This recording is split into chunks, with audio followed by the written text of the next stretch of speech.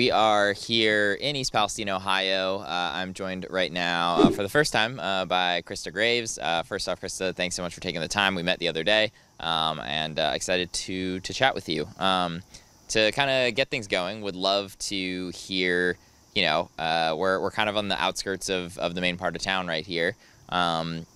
How this all has kind of affected you starting back from the beginning. What was your experience with this whole ordeal from the derailment to the detonation, and everything that's kind of happened so far? Well, as you can see, we are outside of the city limits. We're in Unity Township. The accident the detonation happened in Unity Township, not in the city.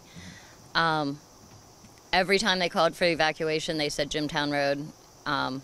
This is a dead-end road. So if they started the evacuation at the beginning of the road, they would have blocked all these families in, because there's been some confusion because now I'm out of the zone, apparently. So the night it happened, me and my oldest daughter were sitting in the living room just, watching the baby play and normal stuff, and we started seeing pictures. And, all we're getting is Facebook. We're not getting any news. No news channel, nothing was happening. We weren't. At one point, somebody was saying that the gas station has exploded, that the houses, those 2 rows of houses were on fire. And it took a little bit before we, there is a train on fire that is a great length. It wasn't just 2 or 3 cars. It was like the whole set of cars. They called for the evacuation. My parents were in Florida, but they're on the other end of the evacuation. They are on Lyons Avenue. Originally, it started at Highland, which would have blocked everybody in Lyons. Mm-hmm. They wouldn't have been able to leave their couple of blocks without crossing the evacuation zone. Right, in that evacuation zone, it was very chaotic and changed several times, even throughout that first night and everything like that. Yeah. So we stayed. The trees were dead, obviously, in the winter, and I kind of watched the smoke go parallel to these trees over a little bit. And I couldn't afford to go anywhere.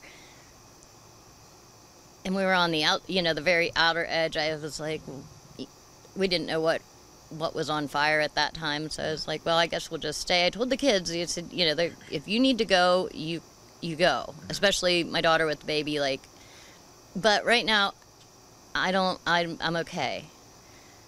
And we watched everything that came up, every press conference and everything. And Sunday night, I didn't realize I had missed the press conference. I think it was Channel 21 News still had their live on, and I thought it was starting, and I was starting to put stuff together. I put my medicine in a bag. I put the dog's medicine in the bag. I got her collar and leash on. I got a change of clothes and the very bare minimum.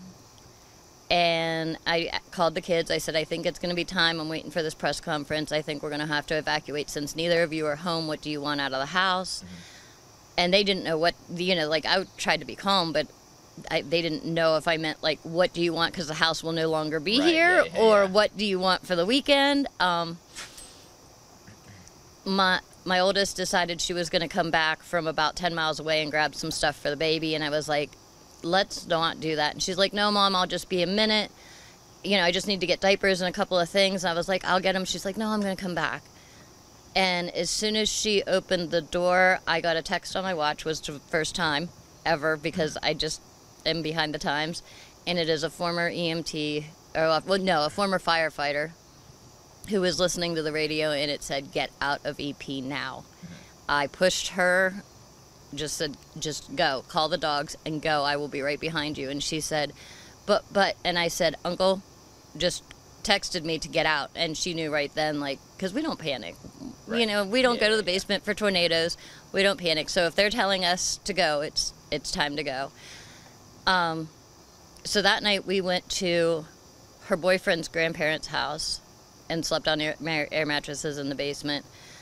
The next morning before the burn, I took my whole family to Alliance, 40 miles west, because I watched the smoke go that way. I knew it was coming this way. And another first responder had called me and, warned me about how terrible the gas could be if it goes bad.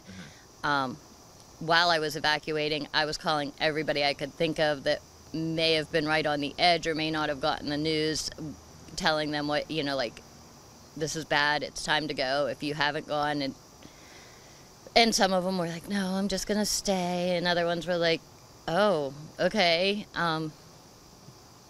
So then we got down to the grandparents' house. That we had a chance to kind of try to catch up and see what was going on. Because when I pushed her out the door, I didn't know what was going on. That's when we found out that they thought it was going to catastrophically fail. They were afraid of a massive explosion. They were, talked a little bit about the gases. But what they didn't talk about throughout the weekend was the heavy gas. There was somebody from Youngstown that was a former hazmat that was talking about heavy gases that were going to be produced. And that hung from here, and it just fell into Negley. You couldn't see it. When I'd step out the door to look over the hill, you didn't see it. But when you shined the headlights in it, it looked different. I can't smell the chemicals unless you are about to fall over. Right. I can't smell stink bugs. Right. I can smell fire ants. So, some people are like, Right. well, I can't smell it. Well, genetically, some people can smell different things and cannot smell other things. So I'm not the best nose for this, apparently. Right. So we went down there and,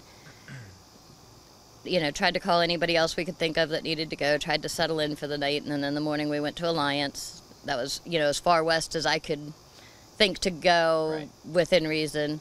And we stayed there for 2 days following everything, just Right. The detonation. And all that trying to stuff. catch every minute of footage, every personal post, everybody's accounts. And we were scheduled to check out on Wednesday, and I didn't know what to do, so I went ahead and checked out. And my oldest, they went back to the grandparents. My youngest went to her boyfriend's house, and I kind of drove around Columbiana. I was at the hotel for a little bit for a meeting. I just went from parking lot to parking lot waiting for this press conference about the evacuation. But the whole time, I am 100% sure that before they let us back into town, they have gone into some houses, say the first, that row of houses right there by the tracks. I'm 100% sure that they have gone in and actually tested the air and tested, done Right. swipe tests. Right. You think they're doing that stuff? Yeah. I knew that, and then they would have had to have done it, in like rotations going out to make sure it was safe. That's all that made sense. I couldn't imagine that wasn't done. So they released us to come home, and by that time I was at the assistance center because I was going to see if they would help me get assisted for the rest of this because I couldn't afford the first round. Right. And I was just kind of hanging out there, and then they released us, and I was like, all right, I'll go check it out. The kids weren't with me, my grandson wasn't with me. And I was one of the first ones into town, and the train was running, which didn't really register. I just noticed it's a small dead town to begin with, like not a lot of traffic, Right. but there was so much less life that it was just kind of eerie. And I came home, and I just didn't really know what to think, and the kids asked, should we come home? And I don't know. And, especially with the baby, I don't know. So they stopped in, and they could smell it, and they stayed through the weekend at his grandparents' house. And my youngest, the same. She stayed away, and then towards the end of the first weekend back, she came back. Yeah. Excuse me. And throughout all of this, you mentioned you were at the assistance center. Have you been able to qualify for any of the relocation or anything like this, or have you not been able to? That day at the assistance center, I ended up not talking to anybody. They released it as I was deciding whether or not to approach them. So I came back. I was so unsure and saw so many mixed messages on accepting the reimbursements and stuff that I did not go to get reimbursed until May 30th. Right, because at that point, I mean, it was really unclear if you took anything from Norfolk Southern, if later down the line, if there's a lawsuit involved, you might not be able, you might be disqualifying yourself. There was a lot of information, some good, some bad, but it was not a straightforward process to be able to understand. Yeah, so May 30th, me and my daughter took our stuff down. We were two households. Me and my youngest and her baby were two households. Took our stuff down. It was super smooth, had a really polite guy, didn't give us any trouble over anything at all, and I was like, wow, this, I'm glad we had a good experience. That didn't mean I didn't believe other people had had a bad experience, but I was like, okay, cool. And I asked him, I said, are we still eligible for relocation? Because there's been a lot of confusion with that, and And I explained to him that I got the letter on that Monday morning in February saying that if you were in the evacuation zone, you were eligible for voluntary relocation. So from that Monday until Thursday, I was trying to think of where I could take my family, because my oldest works in Monaca out that way, and my youngest went to school in Selanesville back that way. Where could I take them where one of them wasn't driving an hour to work or school, you know, because we are interconnected. You know, I take care of the baby, just, you know what I mean? Like, so, you know, over those days we were talking about where would we go, like what would be a good location. And they had one of those town halls where they had everybody set up a table that Thursday, and I went in and I talked to the emergency EPA and the US EPA and Ohio EPA and told them all about mines. I was like, I don't know if you guys are counting that in your water modeling, but that'll screw it up if you're not. Like, this whole area is undermined, and they're all scribbling notes. And I go to the Norfolk Southern table, and I was like, I wanted to ask about this relocation. I don't know, maybe you can help me figure out where I would go. And the guy says, oh, hold on a second, let me get you this other guy. So this other guy comes over, and I explain, and he's like, no, hold on, let me get you another guy. And this other guy, I guess, was the higher up of the situation. And he says, oh, you know what, we made that flyer super fast. I made an error. You're no longer eligible because your air is safe. Your air is safe. You are fine. And I was like, okay. So I come home, and me and my kids kind of were like, well, I guess we're stuck here. We weren't sure how we felt about that, because it's not convenient to live in a hotel or an Airbnb, but it's also scary, especially when you have younger people. You know, what are you exposing them to? And we just kind of hung here, and then they start relocating people 2 miles away. Up over the hill that we're not, you know, and I'm like, not that they weren't affected, but I was in the original evacuation zone, and I was, you know, those gases were hanging here, and I don't know what happened during the burn because I wasn't here. You know, I took my family as far away as I could. So I just kind of... Yeah, other people qualify, you don't. And it seems like that's been kind of a common theme throughout, is the lines are shifting constantly. Some, you know, one person who brings in receipts for one thing, you know, has a positive experience and gets reimbursed. Another person will have a similar ask, or similar, you know, they're bringing in receipts and they're given a hard time. It's been very case by case throughout all of this, which is wrong. It should be very clear, especially, you know, we're now 6 months out, and some of these things still aren't clear. It's still very case by case. One person might get something, another person might not. So it's, in that respect, nothing's changed, unfortunately, with the assistance center. In June, like the beginning of June, my youngest graduated on May 30th, and we had planned to attend a family event in South Carolina. We had all planned, you know, the kids took time off work and all that. We wanted to get out of the area and see if we felt better. We planned to do this all at our own expense.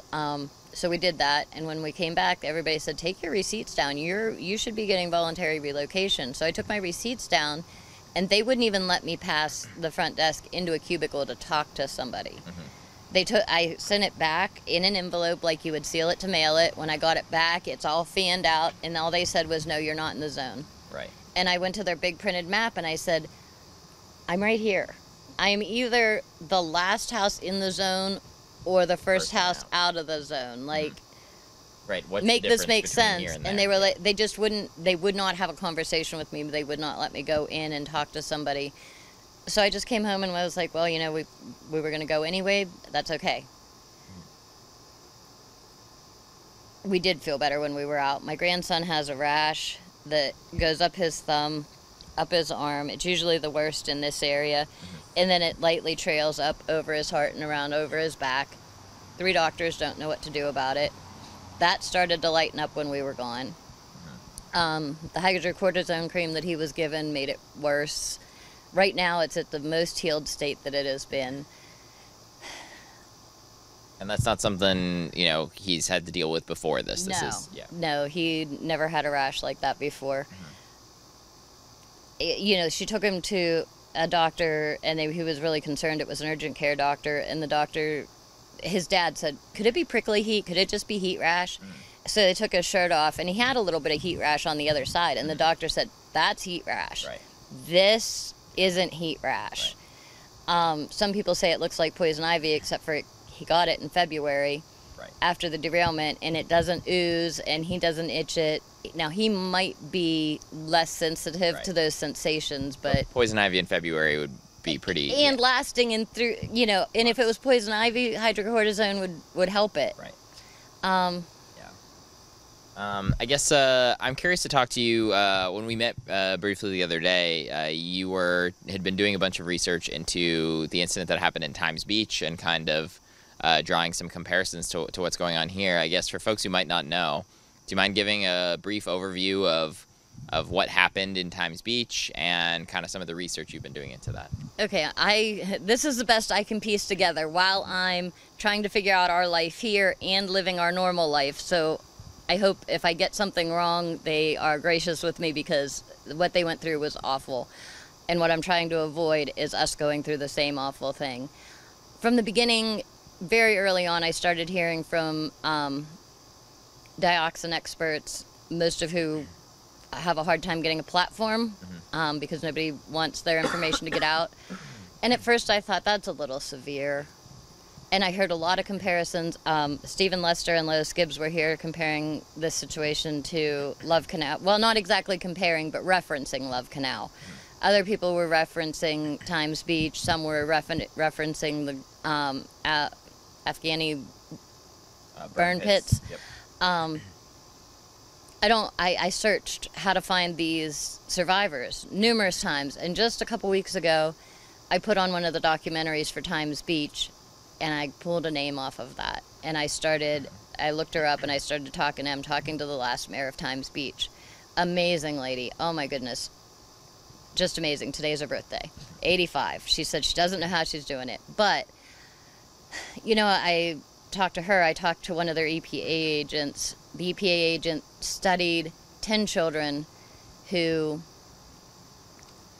were 10 to 20 years old at the time and followed them through their life. 9 out of 10 of them have health issues. She didn't specify what kind. You know, kind of a personal, thing. We're kind of touching base on trying to figure out the similarities, but in Times Beach, they had sprayed oil on the roads that was contaminated with dioxin. They didn't realize, the gentleman who was doing it didn't know that, and he lost his wife to cancer. The lady Marilyn, that I'm speaking to, has lost her first husband to a very specific cancer related. Her and her children all developed very severe thyroid problems, diabetes, Hashimoto's. One of her kids spent weeks in the hospital with thyroid. I mean, people think thyroid problem, okay, so you get some levothyroxine, it's not that big of a deal, but she said her daughter's eyes were bulging out. She was so sick, her throat was shutting. Another one had seizures so bad that she ended up in the hospital.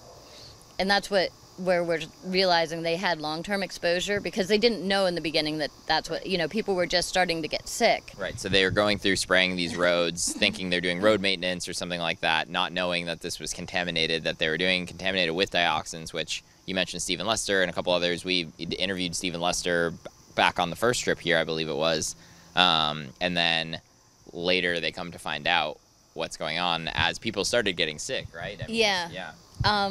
Now, she mentions thyroid problems and endocrine disruptors, and right on the Friday around the 6-month anniversary, I had a follow-up doctor's appointment, and my thyroid is 10 points high. I don't have a history of thyroid problems. And I texted her and I said, how long would it take? And she said 3 to 6 months from the initial exposure.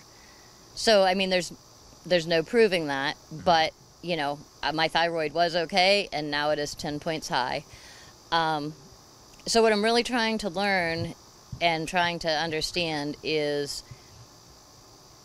what did you guys go through, and can we avoid that? Mm-hmm. And the long-term exposure is what we need to avoid. We already are all going to be at risk from the initial exposure, whether you evacuated the first night or whether you were here through the whole thing. Those clouds of dust that were showing up on Facebook, those clouds of dust originated from the site. Then they sprayed them down with water. Those dioxin results that Scott Smith put out, I believe, were from right across the street in a business. Right. in a yard. So, like, all that dust, I just can't help but think that that's not what's been flying around. That's not what's been getting washed down our storm drains once they started, watering the road down and stuff like that. So I'm really trying to learn from them, what can we do to protect our future? What is it a risk to stay if it's contaminated? Right. And her answer was yes. There's obviously the initial exposure, but ongoing exposure is definitely an issue. Yeah, mosquitoes in Ohio. Yeah, I am so sorry. You're good. You can't control the mosquitoes. I printed out some pictures and made a couple of comparison boards. What I can find on the internet.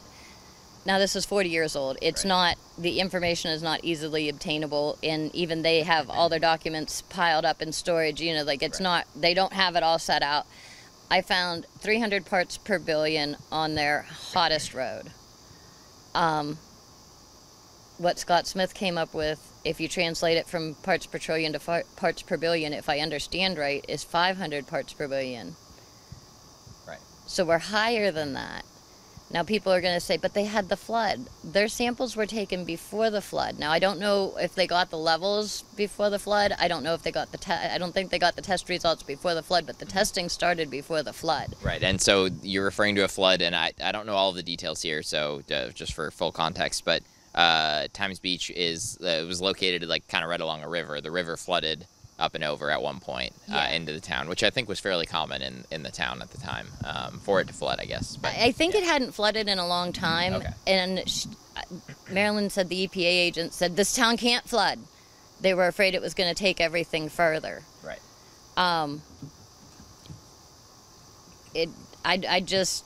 I'd love to get you in contact with her so she can give you a little bit more firsthand, because some people were not, and I'm not sure I fully understand it. I know it was contaminated. The roads were contaminated directly by the spraying of that stuff. The people were sick because of the direct spraying of that stuff. The flood kind of, I think, put the exclamation point on it, and it made it very relatable for the public. Right. It was horrific. She told me her account, and oh my God, I cannot imagine living through something like that flood. It was awful. Right. And what's scary with all of this, though, is like a big part of the reason why it seems like a lot of those folks ended up getting sick is they didn't know that this was being contaminated at first, so they all continued living their regular lives there for however many months and months or years potentially, before needing to, before realizing what happened. And ultimately what happened there is the town is leveled and it's not a town anymore. Yeah. Here we have the case, and I don't know. We don't know all of the answers yet. But if those dioxin levels are as high, if there are other tests that are as high, frankly, the EPA is not doing the tests that they should be to try to even draw those conclusions at this point, which is ridiculous that they haven't done them. Everyone here is potentially still being contaminated, still being exposed to this sort of stuff. I will never feel like my family is. I'll never feel like I'm doing good by my family if I encourage them to stay. I just, from what I've been able to put together, the way it makes sense to me, we are initially exposed. There is that risk, but it is ongoing exposure. And even if you test my yard and it doesn't test the same as out there, that dust and that water still mix into the creeks and into the soil and into the, into the air. So when we run downtown and go to the grocery store, we still run the risk of breathing in those levels. The dust makes it obvious. It can be there without being so obvious. Right. Now, that doesn't even take into consideration all the chemicals, because that's just so many. I'm trying to understand dioxin. I'm trying to really understand that, because it's a category that I can understand a little bit, I think. Yep. Yeah. No, it's definitely an interesting comparison, and I know we're going to be at an event later tonight, and I think you're planning on speaking at that, so I'll be curious to hear what you have to say there as well. I guess, a lot's been going on, and right now, kind of the big talk amongst a lot of folks in town is on the kind of new cleaning program that's kind of come out, which Norfolk Southern and the EPA have agreed on to try to get folks back into their homes who have been able to be relocated. Again, unfortunately, you're not even able to be getting that relocation assistance anymore, even though a couple houses down and folks who are literally further away than you are. But I mean, I'm sure you've got your thoughts on this. I'm sure it's affecting a lot of your friends, family, and neighbors. What are your thoughts on the latest as far as that going and trying to get people in? I don't feel that cleaning's, it's not hazmat cleaning. That's the first thing. These were hazardous chemicals. You know, when they told everybody come home and wash with Dawn dish soap, they just sent an entire town, a whole region, because it's not even just East Palestine. They just sent everybody in to do hazmat cleanup. You know, somebody I know who is accustomed to coal furnaces that, you know, they make a lot of mess. She washed her walls after the derailment, probably 3 or 4 miles away as the crow flies, and had iridescent gray water, and she didn't know what to do with it. You know, she's in her 70s, and she was like, what do I do with it? And somebody suggested she put it in the septic tank, and that just kind of put an exclamation point on it, that they aren't giving us any direction on what to do. And, you know, because she's dealt with all those other types of things, she hasn't seen that before. And she noticed that difference, that this had an iridescent sheen. This was not like normal washing your wall waters. So now you have the water and the rags, and what do you do with that? Responsibly. They didn't give us any direction. They didn't say, hey, you know what, do your cleaning, bring your water, and we'll dump it in these 55-gallon drums. We'll dispose of it properly. They didn't. Dawn dish soap with VOCs and dioxin. Right. That just didn't sit right. And then they're going to come in. They're not going to clean under your furniture. Right. People are opening containers and having the smell come out. People are touching things that had been set aside for a while and having, you know, skin reactions and stuff. So, yeah. And then you can't. Not even one member of your family can be present during the cleaning. You know, right. See what they're doing, or Nothing sounds good to me. None of it sounds right. Just kind of one last area of questions for you. Governor DeWine, kind of way too late in my opinion, finally submitted a request for a disaster declaration in East Palestine. President Biden hasn't done anything with it yet. Before I get to him not doing anything with it yet, though, in that declaration, I've been asking everybody basically what your thoughts are on this. It said that there are currently no unmet needs in East Palestine. I'll before I say anything, I'll ask you: are there unmet needs in East Palestine? They are, but they're probably not what people think. It's probably, you know, we could use the water. You know, when you go from using regular water to not being able to use your regular water, for those who don't feel it's safe to use their water. That would be one, but I think the biggest one is the testing that's not there. The trust in the agencies will never be built back, and the ability to permanently relocate. February 2nd, most of us were just happy living our lives. We weren't planning on moving, and quite a lot of us want out of here now. I don't feel like that comes to us to buy us out.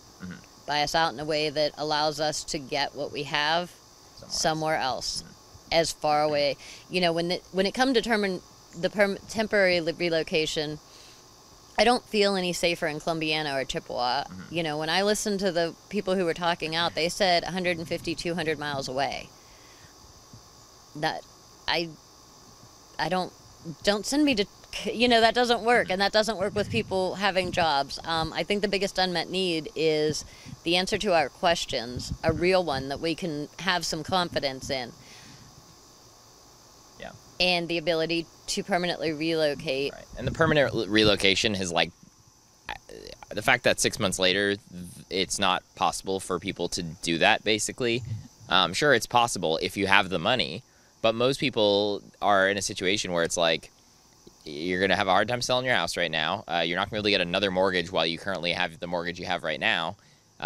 Most folks can't afford to just like do it on their own without the help, and there's a lot of stress associated. When you know, I've lived here 27 years. I've had my stepdaughter here in the past, my ex-husband. You know, there's bits and pieces of everything. So like moving is a big job to begin with. Moving when it's not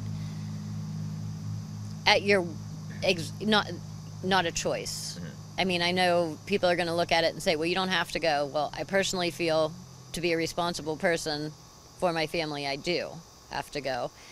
But that changes the whole dynamic from, oh, it's it's time to downsize, or it's just time to relocate. That changes that, and Right. it's very stressful to try to think about, how am I going to get rid of all this stuff? What do I keep? What do I take?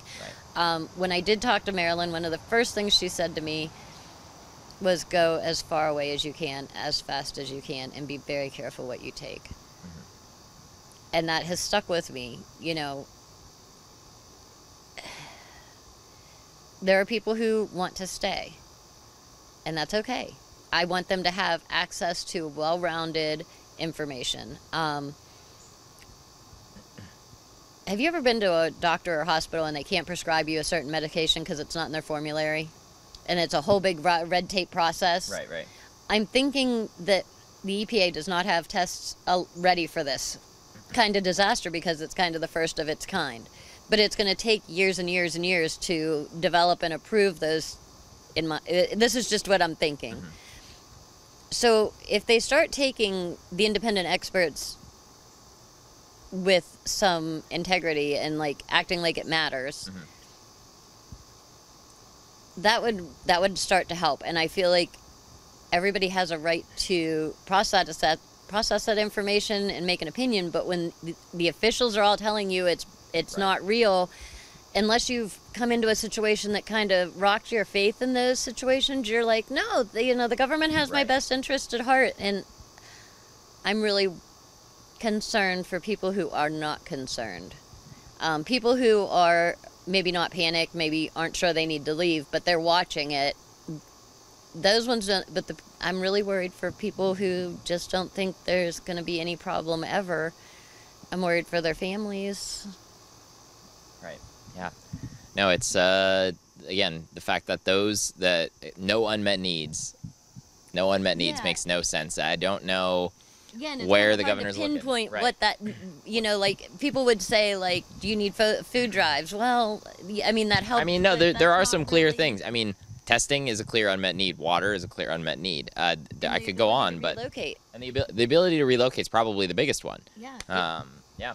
And Yeah. Marilyn said they didn't. They said they were going to follow them. She said they didn't. They followed 105 of them for a few years. Her family wasn't eligible to be studied because she was an elected official.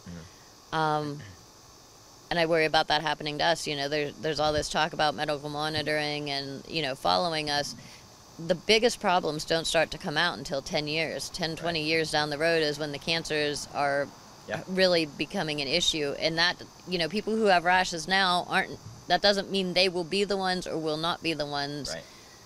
who Right. have, Folks who might not be experiencing symptoms now very well could deal with much more serious things 10 years down the line. Yeah. And I had talked to a gentleman who's doing a documentary, and he went to the 40-year anniversary, and he was interviewing people, and somebody was a little bit gruff about it, and he said that gentleman didn't believe that the town should have been evacuated. He didn't believe in it, and he as he spoke, he was, I think, saying like, well, I did lose some friends to cancer, and as he went through that, started to realize, oh wow, and then wanted to get tested himself. Right. It was more than a couple, and So all these other communities had years to start to realize, wow, I'm getting sick, and my kids are getting sick, and their kids are getting sick, but these ones aren't getting sick. And they had years to process what happened and form an opinion and start to see a pattern where this happened to us overnight. Right. In the blink of an eye, everything went from everything was normal to we have no idea what the Right. future holds. No. I don't want everybody to have to wait 10 years until those bad things are happening to find out. Yeah. I guess first off, thank you so much for taking the time. If there's anything else you definitely want to share, feel free. I'll happy to keep chatting. But otherwise, I really appreciate your time and for being willing to sit down and talk. I appreciate your time too. I'm really kind of just don't know what to say. It's my first time doing this. Be gentle. No. We really appreciate you taking the time, and that was great.